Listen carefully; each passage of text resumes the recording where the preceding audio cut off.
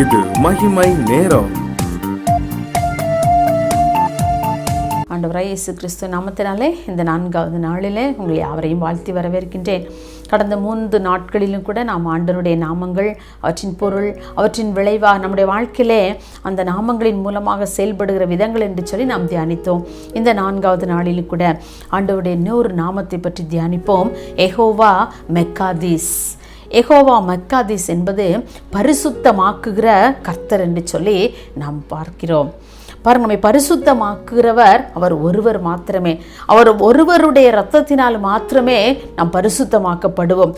வேறு யாராலும் அல்லது வேறு எந்த இரத்தத்தினாலும் கூட நாம் பரிசுத்தமாக்கப்பட முடியாது. யாத்திரையாகமம் 31ஆம் அதிகாரம் 13ஆம் வசனத்தில் இஸ்ரவேல் புத்திரரோடு சொல்லிய வார்த்தைகளில் ஒன்றைத்தான் நாம் இதில் வாசிக்கின்றோம்.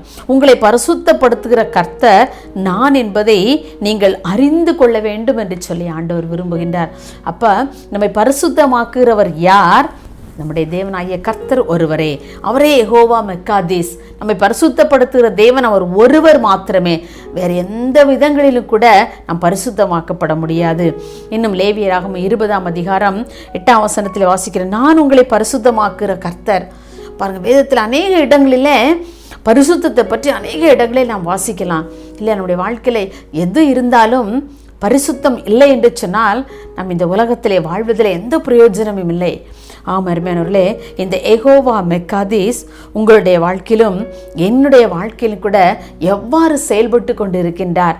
இந்த பரிசுத்தமான கர்த்தர் நம்மை பரிசுத்தப்படுத்தி இருக்கிறாரா, உங்களை பரிசுத்தப்படுத்தி இருக்கிறாரா என்று சொல்லி நாம் ஒரு நிமிடம் நாம் தியானிப்பதற்காக இந்த சின்ன சின்ன காரியங்களின் மூலமாக நாம் உணர்த்தப்படுகின்றோம்.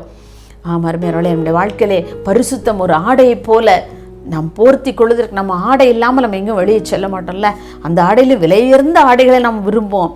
பாருங்க, அதைவிட மேலானது இந்த பரிசுத்தம். இந்த பரிசுத்தப்படுத்துவதற்கு நாம் நம்மை ஒப்பு கொடுத்திருக்கிறோமா? நாம் பரிசுத்தமாய் வாழ்கிறோமா? ஏன்னா வேதத்தில் வாசிக்கிறோம், பரிசுத்தம் இல்லாமல் ஒருவரும் கர்த்தரை தரிசிக்க முடியாது என்று சொல்லி. அப்போ நம்ம ஆலயத்திற்கு போனால என்ன பிரயோஜனம்? ஆலயத்திற்கு போனால் நிச்சயமாக அவரை தரிசிக்க வேண்டுமே. அப்போது தரிசிக்கணும்னு சொன்னால் நம்முடைய வாழ்க்கையில் இது பரிசுத்தம் இருக்க வேண்டுமே. இந்த யெகோவா மெக்காதீஸ் நம்முடைய வாழ்க்கையில் நம்மோடு கூட இருக்க வேண்டுமே. இருந்தால்தானே நம்முடைய வாழ்க்கை பரிசுத்தமாக இருக்கும். நம்ம அதை ஒவ்வொரு நாளும் நம் பரிசுத்தத்தோடு நம்முடைய நாட்களை கடந்து செல்ல ஆண்டவர் உதவி செய்ய அவருடைய துணையோடு கூடத்தான் நம்ம வாழ்க்கையிலே பரிசுத்தமாக வாழ முடியும்.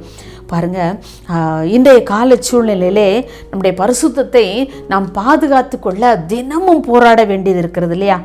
ஏனென்றால் பாவம் செய்யக்கூடிய அநேக சூழ்நிலைகள் நம்முடைய வாழ்க்கையிலே அந்த சூழ்நிலைக்குள்ளாக நாம் தள்ளப்படுகிறோம் இல்லையா? இன்றைக்கு பாவம் செய்யக்கூடிய அநேக சூழ்நிலை நம்முடைய வீட்டுக்குள்ளே நம்முடைய கரங்களிலே இருக்கிறது இல்லையா? அந்த மொபைல்லாம் வச்சு பிள்ளைங்களுக்கு ஆன்லைன் கிளாஸ்க்காக கவர்மெண்ட் என்ன செஞ்சாங்க, பிள்ளைங்கள் எல்லாம் மொபைல் வாங்கணும்னு சொல்லி பிள்ளைங்கள்லாம் எவ்வளோ பேரண்ட்ஸ் எவ்வளோ கஷ்டப்பட்டு மொபைல் வாங்கி பிள்ளைங்களுக்கு கொடுத்தாங்க. ஆனால் பிள்ளைங்க அதை எப்படிலாம் மிஸ்யூஸ் பண்ணுறாங்கல்ல. எனக்கு ரொம்ப அந்த சில விஷயங்கள் எல்லாம் நான் கேள்விப்படும்போது, என்னுடைய ஸ்டூடெண்ட்ஸ் மூலமாக நான் கேள்விப்படும்போது பார்த்தீங்கன்னா எனக்கு ரொம்ப வேதனையாக இருக்கும். ஐயோ, ஆன்லைனுக்காக பேரண்ட்ஸ் சொல்லுவாங்க நான் எவ்வளவு கஷ்டப்பட்டு அந்த காசை நான் சேர்த்து வச்சு என்னுடைய மகனுக்கு நான் அந்த மொபைல் வாங்கி கொடுத்தேன், ஆனால் இவ்வளவு காரியங்கள் பண்ணியிருக்கானே என்று சொல்லி பேரண்ட்ஸ் எல்லாம் சொல்லும்போது ரொம்ப கஷ்டமாக இருக்கும் இல்லையா? அப்போ பாவம் செய்யக்கூடிய சூழ்நிலை இன்றைக்கு நிறைய நம்முடைய அருகிலே, நம்முடைய வீட்டுக்குள்ளே, நம்முடைய கரங்களிலே இருக்கிறது. ஆனால் நாம் நம்மை பரிசுத்தமாக நம்மை நாமே காத்துக்கொள்ளவே முடியாது. அந்த யெகோவா மெக்காதீஸ் நம்மோடு கூட இருப்பார் என்று சொன்னால் நிச்சயமாக நம்முடைய வாழ்க்கையை பரிசுத்தமாக நாம் காத்துக்கொள்ள முடியும். அதிக சூழ்நிலைகளில் நம்ம பாவம் செய்யக்கூடிய சூழ்நிலைகள் அநேகம் நமக்கு வரும். நம்ம பிசாசுனுடைய பிள்ளைகளாக நாம் நடந்து கொண்டோம் என்று சொன்னால் அந்த சூழ்நிலைகள் எல்லாம் நமக்கு வருவதில்லை.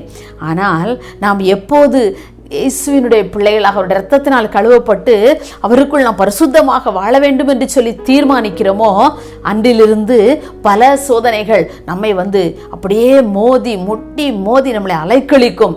என்னென்று சொன்னால் இந்த பரிசுத்தத்திலிருந்து விலகுவதற்கு அநேக சூழ்நிலைகளை பிசாசானவன் கொண்டு கட்டளையிடுவான்.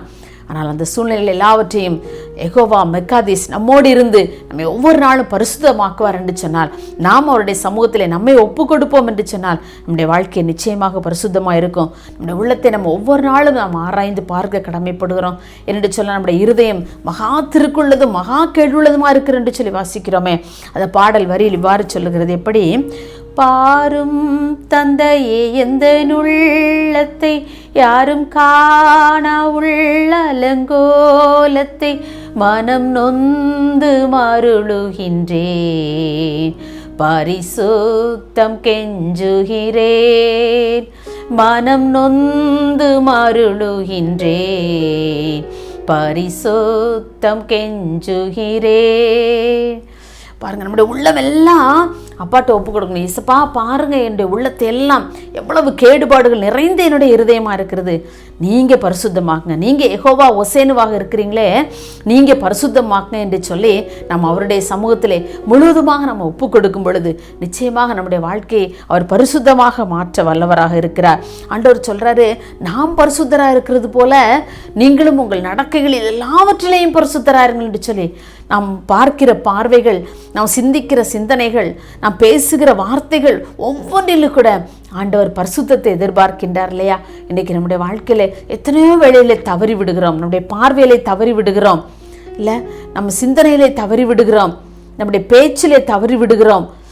நம்ம ஒரு நிமிஷம் நான் சிந்தித்து பார்ப்போம், ஆண்டவரே என்னுடைய உள்ளத்தெல்லாம் பாங்கப்பா, நான் அநேக வேளையிலே நான் தள்ளப்பட்டு ஆண்டவரே நான் அப்படியே எழும்பி எழும்பி விழுகிற நிலைமையிலே தான் நான் இன்னும் இருந்துட்டு இருக்கிறேன்ப்பா, என்னை மன்னிக்கன்னு சொல்லி ஆண்டோடைய கரத்தில் ஒப்பு கொடுக்குறோம். பாருங்கள், நம்முடைய சரீரத்தில் ஏதாவது ஒரு எலும்பு உடைந்து போனதுன்னு சொன்னால் இன்றைக்கி நம்ம நல்ல ட்ரீட்மெண்ட் எடுக்கிறோம், அந்த எலும்புகள் ஒட்டி கொள்கிறது. ஆனாலும் அது மற்ற எலும்பை போல இருக்காது இல்லையா? நம்ம ரொம்ப கேர்ஃபுல்லாக நம்ம என்ன செய்வோம், ஒரு காலோ கையோ உடஞ்சி போச்சுன்னா ரொம்ப கேர்ஃபுல்லாக வேகமாக ஓடிட மாட்டோம். ஏன் பழையபடி அதே இடத்துல உடையிறதுக்கு ரொம்ப நேரம் ஆகாது, ஏன்னா அது ஒட்டப்பட்ட நிலைமையிலே தான் என்ன செய்யுது இருக்கிறது. பழையபடி அந்த இடத்துல உடஞ்சினா இந்த எலும்பை ஒட்ட வைக்கவே முடியாது இல்லையா? அதே போல தான் நம்முடைய வாழ்க்கையிலும் நம்ம விழுந்து விழுந்து பாவத்திலே விழுந்து விழுந்து விழுந்து எழும்பும்போது நம்முடைய வாழ்க்கை எப்படிப்பட்ட வாழ்க்கையாக இருக்கும் சற்று யோசிச்சு பாருங்கள். அதுதான் ஆண்டவர் சொல்வார், நீங்கள் பரிசுத்தமாக இருக்க வேண்டும் என்று சொல்லி. இந்த யெகோவா மெக்காதீஸ் நம்மோடு கூட இருப்பார் என்று சொன்னால் நம்முடைய வாழ்க்கை பரிசுத்தமாக இருக்கும். ஒவ்வொரு நாளும் பரிசுத்தத்தை நாம் வாஞ்சித்து நான் ஒவ்வொரு நாளும் ஆண்டவரிடத்தில் கேட்கணும், இசப்பா இந்த நாளில் கூட நான் ஒவ்வொரு நாளும் இரவு படுக்கைக்கு செல்லும்போது நான் அப்படியே காலையில் எழும்புனிலிருந்து அப்படியே யோசித்து பார்ப்பேன், இசப்பா நான் எந்தெந்த விஷயங்களிலெல்லாம் நான் தவறு இருக்கிறேன், ஒருவேளை நான் வார்த்தையினாலே தவறி இருக்கிறேன், என்னுடைய சிந்தனையினாலா என்னுடைய பார்வையினாலா நான் எந்த விஷயத்தில் தவறு இருக்கிறப்பா எனக்கு சொல்லுங்கள். சில வேளையில் எனக்கு ஆவியானவர் காண்பிப்பார், மகளை இந்தந்த வார்த்தைகளை நீ பேசினதுனாலே எத்தனை பேர் காயப்பட்டிருக்காங்க இல்லையா? என் ஸ்டூடெண்ட்ஸு கூட நான் நினச்சி பார்ப்பேன், நிறைய பேர் ஏதாவது கொஞ்சம் திட்டிடுவேன், கொஞ்சம் ஹார்ஷாக பேசிட்டேன்னா எனக்கு ரொம்ப கஷ்டமாக இருக்கும். ஏன்னா அப்போ ஒவ்வொரு நாளும் நாம் ஆண்டோடத்தில் சமூகத்தில் கேட்கணும், அப்பா என்னை பரிசுத்தமாக்குங்க. படுக்கைக்கு செல்லு போகும்போது நம்ம ஆண்டோடத்தில் கேட்கணும், ஆண்டவரே என்னை பரிசுத்தமாக்குங்க. ஒருவேளை இன்றைக்கு ராத்திரி என்னுடைய வருகை இருக்கும் என்று சொன்னால், அல்லது என்னுடைய நாள் முடிகிறது என்று சொன்னால் நான் பரிசுத்தத்தோடு அப்பா நம்முடைய சமூகத்திற்கு வர வேண்டுமே என்று சொல்லி அப்படிப்பட்ட பரிசுத்தத்தை ஆண்டவர் விரும்புகின்றார். பாருங்கள், அப்படியே நம்ம பரிசுத்தத்தை ஒவ்வொரு நாளும் நாம் காத்துக்கொள்ள வேண்டும். தாவீது தன்னுடைய பரிசுத்தத்திலிருந்து தவறி விழுந்து போனார் பத்சேபாளுடைய காரியத்திலும். ஆனாலும் கூட மனம் நொந்து ஆண்டவருடைய சமூகத்தில் இறங்கி ஆண்டவரே என்னை மன்னியும் என்று சொல்லி 51ஆம் சங்கீதத்தில் எழுதுகின்றார் இல்லையா?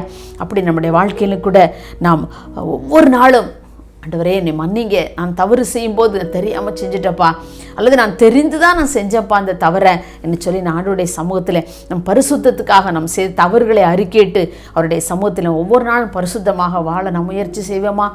மகா இறக்கும் கிருபை நிறைந்த அன்புள்ளே சாமி, இந்த அருமையான இந்த 4ஆம் நாளின் காலவேளைக்காக உமக்கு நன்றி செலுத்துகிறோமப்பா. இந்த நாளிலும் கூட ஆண்டவரே நாங்கள் பரிசுத்தத்தை குறித்து நாங்கள் தியானித்தோம். ஆண்டவரே நீ யெகோவா மெக்காதீஸாக எங்களோடு இருந்து எங்களை பரிசுத்தமாக்குகிற கர்த்தராக எங்களுடைய வாழ்க்கையின் ஒவ்வொரு பகுதியிலையும் நீர் இருக்கும்படியாக ஜெபிக்கிறோம் அப்பா. விசேஷமாக வாலிப சகோதர சகோதரிகளை நாங்கள் நினைக்கிறோம் ஆண்டவரே. படிக்கின்ற ஸ்கூலில் படிக்கின்ற கல்லூரியில் படிக்கின்ற பிள்ளைகளை நாங்கள் நினைவு கூறுகிறோம் ஐயா. பிள்ளைகளுடைய எல்லா மன மாற்றங்களை கர்த்தர் அறிந்திருக்கிறேன் சாமி. எல்லா ஆண்டவரே பிள்ளைகளுடைய உணர்வுகளை கர்த்தர் அறிந்திருக்கிறேன். ஒவ்வொருவரோடு கூட கர்த்தர் இடைப்படும்படியாக ஜெபிக்கிறோம். அப்பா, நீங்க ஒவ்வொரு வாலிப சகோதரி இந்த நாட்களிலே கர்த்தர் நீ தொடும்படியாக ஜெபிக்கிறோம் ஆண்டவரே. யெகோவா மெக்காதீஸாக ஒவ்வொருவருடைய இருதயத்திலும் கர்த்தர் நீர் இருக்கும்படியாக நாங்கள் ஜெபிக்கிறோம். ஒவ்வொரு வாலிபனையும் சகோதரியும் கர்த்தர் நீங்க பிடித்துக் கொள்ளும்படியாக ஜெபிக்கிறோம். ஒவ்வொருவரையும் பரிசுத்தமாக்குங்கப்பா, ஒவ்வொருவரையும் பரிசுத்தமாக்குங்க ஆண்டவரே. இதை கேட்டுக்கொண்டிருக்கிற ஒவ்வொருவருடைய வாழ்க்கையிலும் ஐயா பரிசுத்தத்தை ஒரு ஆடை போல அணிந்து கொள்ள கர்த்தர் உதவி செய்யுங்க ஆண்டவரே. பாவியாகி என்னையும் கூட உடைய ரத்தத்தினாலே கழுவி அப்பா நீங்க என்னை பரிசுத்தமாக்கி வைத்திருக்கிறீரே, இந்த பரிசுத்தத்தை நானும் என் வாழ்க்கையிலே கடைசி வரை கொண்டு வாழ கர்த்தர் எனக்கு உதவி செய்யும்படியே ஜெபிக்கிறோம். இதை கேட்டுக்கொண்டிருக்கிற என்னுடைய வாழ்க்கையில என்னால் பரிசுத்தமாக வாழ முடியவில்லை என்று சொல்லி கலங்கி நிற்கிற ஒவ்வொருவரையும் கர்த்தர் நீங்க பரிசுத்தமாக்கும்படியே ஜெபிக்கிறோம். யெகோவா ஆண்டவரே மெக்காதீஸாக எங்களோடு கூட நீ இருக்கிறதற்காக உமக்கு நாங்கள் நன்றி செலுத்துகிறோம். எங்களையே தாழ்த்தி கொடுக்கிறோம். இயேசுவின் நாமத்தில் பிதாவே, ஆமென்.